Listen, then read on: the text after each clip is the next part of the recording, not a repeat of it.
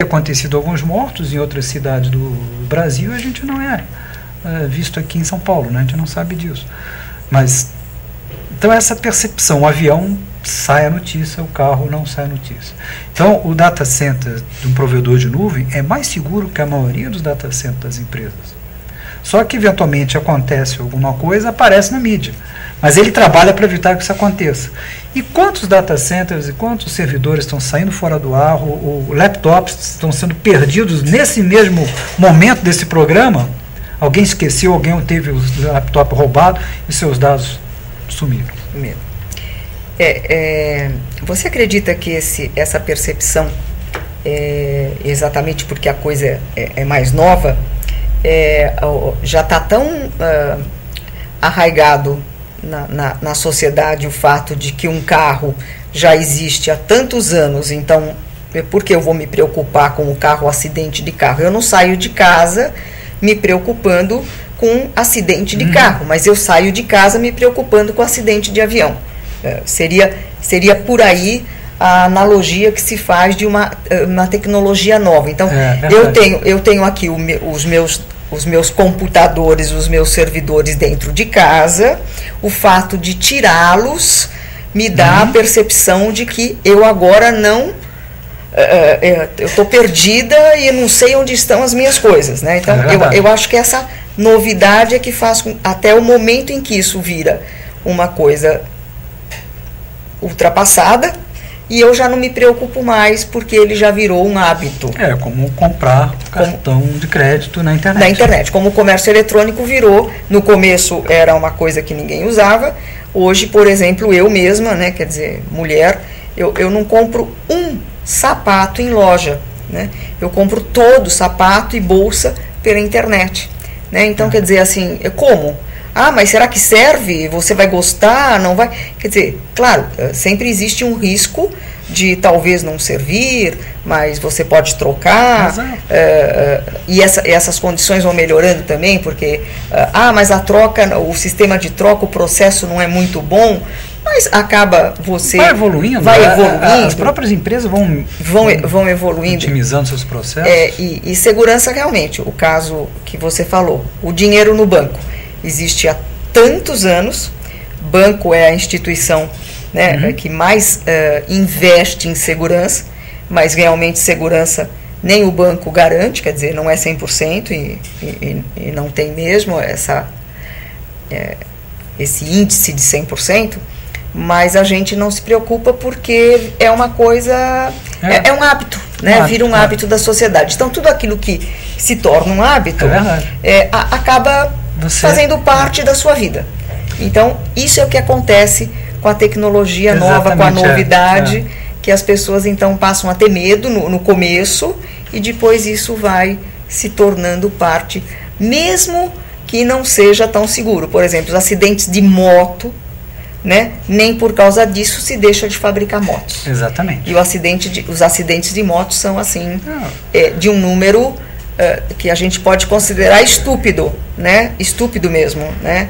Eu mesmo vindo para cá agora, tinha um acidente de moto exatamente ali na ponte do Morumbi ali. Então, quer dizer, a gente vê acidentes de motos o dia todo.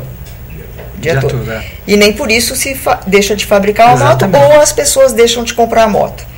Então, tecnologia é um pouco mais...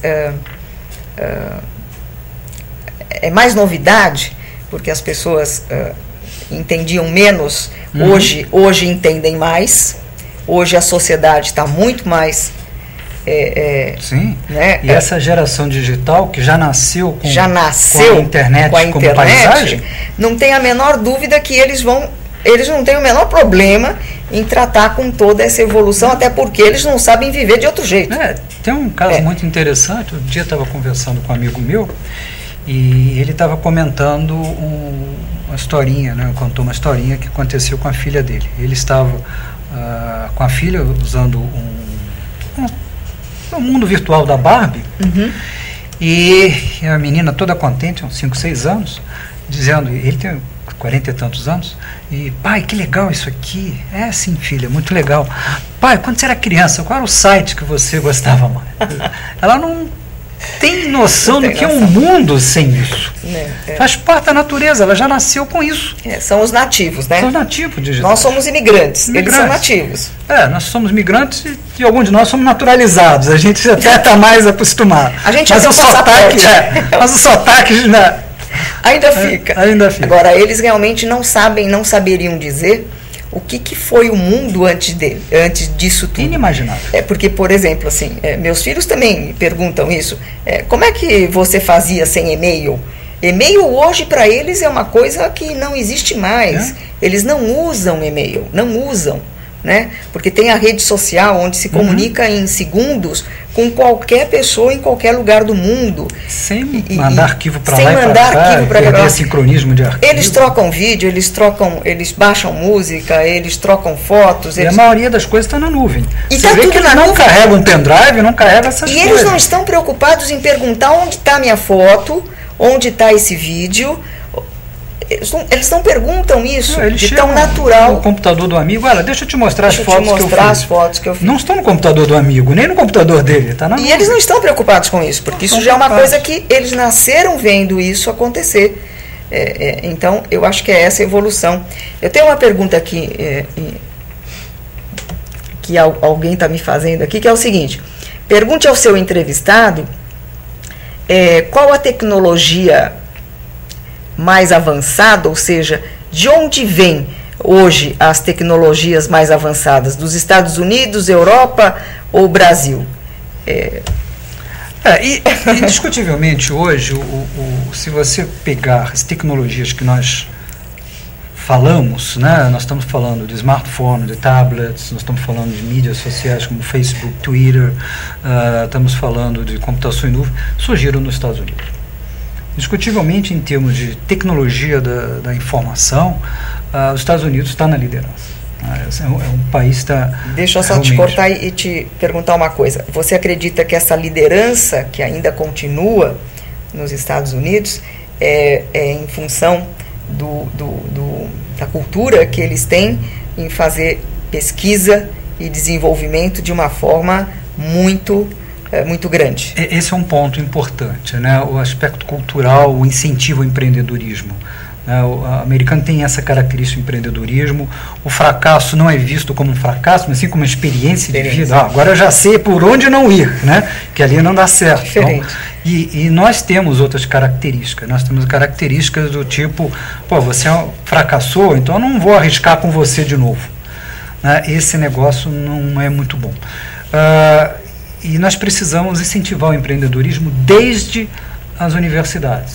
A academia ela tem que ter uma visão mais prática da aplicação da pesquisa. Não adianta você fazer uma pesquisa básica, porque nós não temos um montante de dinheiro que os Estados Unidos têm. Apesar de ser um país emergente, né? Mas é uma diferença muito grande, então não dá. São 6 ou 7 vezes mais fortes do que nós em termos financeiros. Então, por que não sermos inovadores? Inovador não significa pegar uma tecnologia e inventá-la. Significa, muitas vezes, usar tecnologias que já existem, mas usá-la de forma inovadora, criar um processo diferenciado, fazer com que a cidade se torne mais inteligente, não inventando tecnologias. O processo da cidade inteligente do Rio de Janeiro, o Centro de Operações, foram com tecnologias que já existiam. O algoritmo foi desenvolvido especificamente para o Rio de Janeiro, mas a base conceitual já tinha sido feita antes, inclusive para o Centro de Operações de Trânsito de Singapura, que fazia previsão de congestionamento. Então, a ideia conceitual já existia, mas, claro, foi adaptado para dados meteorológicos, muita coisa tem que ser mudada. Mas, então, você está pegando coisas que já existem e usando de forma inovadora. Esse termo, né, quer dizer, essa palavra inovação, daria um outro programa para a gente falar só desse assunto de inovação. Né? É verdade, que invenção gera custo, inovação é que gera receita.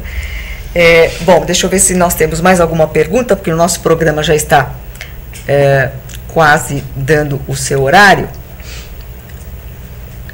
Temos várias perguntas aqui. Um internauta pergunta se, com tanta tecnologia que nós temos hoje, se a humanidade vai se tornar mais sedentária. Então, essa seria a última pergunta que nós vamos responder hoje. Não, eu acho que não. Acho que o fato de ter a tecnologia, ela facilita as coisas, né? A gente vai usando tecnologia e usando o nosso tempo, a nossa cabeça para outras coisas. Antigamente eu tinha que fazer as contas na mão. Hoje eu uso uma máquina de calcular. Antigamente eu tinha que guardar de cabeça os telefones meus amigos. Hoje está no celular. Eu não preciso fazer isso. Nem lembro mais. Mas nem por isso eu deixo de pensar em coisas inovadoras, né? Só que eu estou livre de certas tarefas. Então o fato de ter, por exemplo, o fato de eu poder comprar as coisas pela internet, comprar uma série de... fazer minha transação bancária pela internet, me dá tempo, por exemplo, eu moro no Rio, correr na praia. Então, não estou mais... Que inveja, né? Que inveja. Então, eu tenho mais tempo para fazer essas coisas. Eu consigo, e eu acho que esse é um caminho evolutivo natural, quer dizer, a tecnologia vai fazer com que eu consiga ter o trabalho remoto muito mais comum, ou seja, muito mais comum, popular no futuro. Por que eu tenho que me deslocar para um local para trabalhar? Eu posso fazer o trabalho em casa, se eu for trabalhar. Essa pode ser uma das soluções para resolver o problema do caos do nosso trânsito. Exatamente. Quer dizer, estamos aí já com você algo... se deslocar de casa para ir para um lugar, para ligar o computador, que você pode fazer isso em casa. Isso é cultural, quer dizer, ainda é cultural. As empresas ainda vão ter que entender que isso já não é mais... E a legislação também. E a legislação vai ter que se modernizar. Nós temos a legislação da sociedade industrial da década de 40. Exatamente. Então tem que se modernizar, tem que ser mais flexibilizado. Não é perder direitos, é dar flexibilidade para você usufruir desses direitos. Nós vamos criar aqui, eu acho que esse programa é para isso, quer dizer, criar esses fóruns de debates e trazer essas discussões para a pauta, exatamente para informar, para trazer esse conhecimento para a sociedade do quanto se pode ajudar toda essa sociedade com a tecnologia que existe hoje e que vai continuar evoluindo. Vai continuar evoluindo. E em nosso benefício. Né? Acho que essa pergunta, né, por exemplo, você vai se tornar sedentário. Há 100 e tantos anos atrás, quando surgiu o telefone, também. Pô, então eu não preciso mais me deslocar porque eu posso falar, mas hoje você não... Você não faz essa pergunta, em relação ao telefone. Ao telefone, porque já faz parte, já faz parte, Então a mesma coisa com as tudo uma questão, uma questão de tempo. Uma questão de tempo. Na época também, quando surgiu o telefone, mas você não vai precisar sair de casa e andar porque você vai falar de casa. Pois é. Exatamente a mesma coisa. E as coisas vão mudando, né? Quer dizer, falando em telefone, me lembrou o que a gente tinha antigamente, os PABX que tinham lá, as meninas, como é que aqueles cabos todos, aqueles cabos todos, quer dizer... Levavam horas para você fazer uma ligação interurbana. São coisas que desapareceram completamente, né? Então, quer dizer, é o mundo se transformando todo dia, mudando em nosso benefício, e acho que é isso que a gente tem que trazer para a discussão e para a pauta. Bom, César, eu quero te agradecer a presença, é um prazer enorme estar sempre falando com você de assuntos tão inovadores e que esclarecem uma série de dúvidas, e a gente vai estar falando mais vezes. Obrigado mais uma vez. Obrigado, boa noite, Miriam. E boa noite a todos os nossos internautas. Esperamos encontrá-los quarta-feira no mais um nosso programa, e nós vamos estar trazendo aqui a comunidade Java para estar falando um pouquinho desse assunto com todos vocês na TV Sucesso São Paulo. Muito obrigado a todos e boa noite.